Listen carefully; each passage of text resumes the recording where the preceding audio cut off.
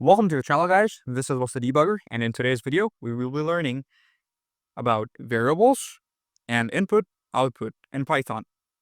Just like in the last video, we will be opening Visual Studio Code. And now let's go to File, Open Folder, and then let's go to Desktop. This is a place where I like to keep our stuff, New, and Folder. So let's name this something like Tutorial, and let's open it. So if you do not remember, Control plus, Control minus, that is how you make this thing big or small. And inside here, we click on this button to make a file. Let's name it main.py. You can name it anything you like. So inside the file, now we have a place to type our code. In the last video, we printed hello world and ran the code, and it just gave us a little hello world in the terminal. Okay, so today it's all about variables and input output. So what are variables? You might have heard this in maths. So a variable is something that keeps a value, like a equals 10. 10 is a value, and a is a variable. A is called a variable because a's value can change. So something like a equals 8, we can assign a new value to the variable a. So let me show you something. We know about the print thing, so let's do print and a. So something is different than what we did last time. So in this example, we have a equals 10 and we are printing a.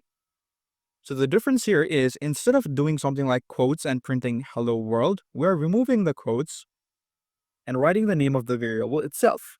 So what is the difference between it? So what happens in print is whenever you have these quotes, whatever you write inside it, it's going to print itself. So if I do print quotation mark and a, even though the value of a is 10, if I run this code, sorry, let's do Python main.py again. And it prints out a. So what is happening here? It is printing whatever is inside these quotation marks and giving us the output. But what if we want to print whatever the value of a is? What we can do is we can just type a, and it refers to this value because print a means print this. So let's try this again. Python main.py 10. As we can see, the value of a is printed in the terminal. You may see me using Python main.py to run my code. You can use this run code thing as well. I just like to do it from the terminal. So let's change the value of a and keep it something like 100. And let's run this code again. Now it's 100. So be sure to save your code before you're running it. Do Control S to save it, and then click on play or do whatever I'm doing right here. So now we know that we can assign whatever value we want to a variable and then print it out. So are the numbers the only variables we have in Python? No, we have different type of variables. So the numbers are the most basic kind of variables because, it was easy to explain, so I kept it at first. We have another type of variables, which we call string variables. So what is a string, you ask? A string is anything that is inside those quotes. So if you remember, again, let's go back to the print statement. It's a pretty, okay, hello world. So since hello world is inside these quotes, it is a string. So what we could do is we could just do something like my sentence, and let's equal it to hello world. What we can do now is we can just do print my sentence, and now if we run this code, I saved it already. So if I run it, it says hello world because my sentence refers to this my sentence here, which refers to hello world. So if you're having a hard time catching up, please leave a comment. I'll be sure to explain it in the more videos. But now, what we can do more is we can do something like add something in front of the hello world itself. So this video is about input, output, and variables. So we are learning about output, which is print, because we are giving something out to the user, and we are learning about variables. We'll be doing input in a short while. So we are doing hello world, but hello world isn't the only thing that we want to say to the user, right? So you might have to say something like hello customer, or your name, for example, hello David, hello John. So for that, what we can do is take input from the user to ask him, what is your name? And we take their name and then we say, good morning, their name. So for this, what we can do is we can have a variable called name. Okay, for now, let's just keep it something like name equals Josh. Okay, so now what we do is we go to print and we print out Josh. I mean the name. Sorry, I got confused. We print the name. If we run this code, it just says Josh. So we want to print hello Josh, or let's say good morning Josh. How do we do it? So in the print itself, we can go in front of the name and we can open the quotes and we can type whatever we want to display. So something like hi. And now we put a comma here. So after we put the comma after hi inside the quotations, let's run this code. It says, hi, Josh. So whatever we're printing inside the quotes will print itself. And whatever we have inside the name variable is going to join and be printed here. So the use of the comma is quite important here. What the comma does is it takes hi, adds one space. So as you can see right here, there is a little bit of space between hi and Josh, the space character. It is because we have a comma here. So now, if we were not using comma, it would cause an error. You might have this red thing here that says this was not closed, this is an error. So instead of using a comma, we could use the plus sign. Remember that the spaces that I'm putting here, they are insignificant. So you can have like space after, before and after the plus or not. I just like to keep them spaced because it looks clean. It's up to you. So, and it's the same for name as well. You don't need a space here. It works anyways, but I like to keep a space. So inside here, if we just do hi plus name, what happens here is hi and Josh are very much connected. There's no space between them.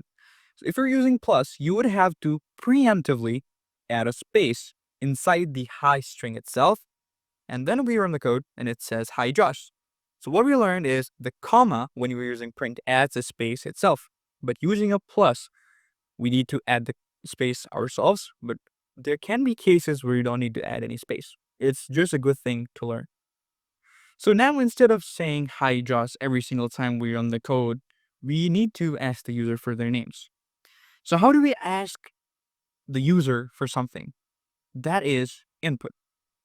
So let's remove equals Josh from name, and after equals, we type input input, open the brackets. So whatever this is doing is whatever we have in name, we're not giving it a direct value ourselves. We're asking for input. So you type input and brackets. Input is a function. What is a function? We'll be learning it later in our series. But for now, just remember that typing input will ask user for an input. So let's run the code again. This time, it doesn't say anything directly. It just asks us for something like nothing is happening here. Let me just pull it a little above to show you guys in a better way. There's just this white thing, but I can type stuff here now. So if I type something like my name and press enter, it's going to say hi to my name. So, but here's the problem, right? If somebody else is running the code, they don't know what to enter here because it's literally blank. There's nothing that it's asking. So what you can do is inside input, just like in print, you can open the quotes and type something like enter your name and give it a space. The space is necessary because it will add a space when we're in here as well. So let me do something like run this code again. So Python main.py, this time it's going to ask me enter your name. And here I type Josh. Hi Josh. So we can run this code again and we type something like Emma. Hi Emma. We type something like car. Hi car. So whatever we're entering, it's going and connecting with hi and printing. So now we know about input and we know about output and we know a little bit about string and numerical variables. Remember that there are whole lots of variables, like there are float variables, there are lists, there are a lot of different things. But this is the thing that you need to know for now. So by combining everything that we've learned, let's try and create a calculator. I mean, just a program that takes two numbers and adds them and gives it to the user. So in this, we'll be learning how to do operations like addition, subtraction, division. I will be explaining more about calculation in the next video, where we'll be discussing maths. But right now, let's only learn how to add and subtract. So first of all, let's create a variable named num1. And let's do equals. And we don't know the number, right? We gotta ask the user. So we do input. And inside the input, we use something like enter the first number. And don't forget the space, else whatever user enters will be concatenated. It doesn't look good. And num2 is going to be something like input, enter the second number. All right. A variable can have a number in its name. It should not be in front, but it can be after the characters, you know. So now we need the sum of these things. So in maths, what do you do when we want to add two things? We just add a plus sign and it should add it. It's same in Python. But hey, just doing this and running the code, it just says enter the first number. I do 20, enter the second number, which is 40. It doesn't say anything to us. Why? Because we're not printing anything. To print, we add a print and then put whatever is inside here, like put everything inside print. And now when we run the code, it should say enter the first number, 4, enter the second number, 5. As you can see, the number and 5 are connecting. It's because I didn't add a space here. It's not gonna cause an error, but it doesn't look good. So let me press enter, and now it says 45. Okay, so I did this intentionally to show you guys one of the things that you have to be careful about when writing code in Python. So remember how I told you something inside quotes were strings and things which were not in quotes were actual numbers? So in default, the input function will take things and put it as a string. So the 4 or the 5 that I inputted, so for example, let me do it again. The 4 I entered and the 5 I entered, the 4 is an individual string and the 5 is an individual string. So the two strings are just joining up. So it's 4 and 5. They're just connecting. Just like how we did with the plus sign and the print and the hi and the name came together. It's the same thing here, but it's doing it with 4 and 5. So let me show you an even better example. So something like enter the first number, and then I do something like hi and the second number and my name. It's gonna say the sum is it's just joining everything that it gets.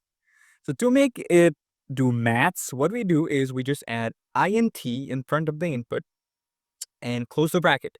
So just remember that inside the input, I mean the int, we have the input.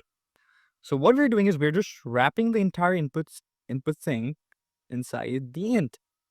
So what this is doing is it's taking whatever is inputted by the user. In this case, it was 4. It's turning the 4 of the string into the 4 of a number or an integer. So now that it's an integer, we can add, subtract, do mathematical things. So let's try and run this code again. The first number 4, the second number 5. Now it says 9 because it's an integer. So remember, whenever you're doing mathematical things, be sure to have integers or any other data type. We'll be discussing them later, but make sure they're not strings. What we did right here is called typecasting. Typecasting refers to like converting data from one type to another. So let me show you a small thing and we'll be ending the video. So let's say something like number equals 10, and then let's do string equals hello. So here, what we will be doing is we'll be finding out the data types. So to find the data type of a variable, you just use the type function. And inside the type, let's type number. And inside the type, let's type string, the name of the variable itself. So when we run the code, it says nothing. Again, because I didn't print anything. You need to put the type inside a print state. I mean, a print function. Let's do it here as well. So now that we are printing the type, if we run the code again, it says class integer and class string. So this is one way to find out if the data that you're working with. So this works greatly in cases like, let's say, number, and we forget to put int, for example, and just doing input and enter a number. So what we can do now is print the type. This is kind of type and the number itself. So now if I run this code and type something like 10, you can see 10 is a string. But once we add the int function and run this again and enter 10, it's going to be an integer. So now we know about typecasting, variables, input, and output. So this is it for today's video, guys, and we will be learning more in future videos. These are not all of the data types and variables in Python. There are a lot of them, but these are the most basic things that you need to learn. We will be learning more in further videos. Thanks for watching.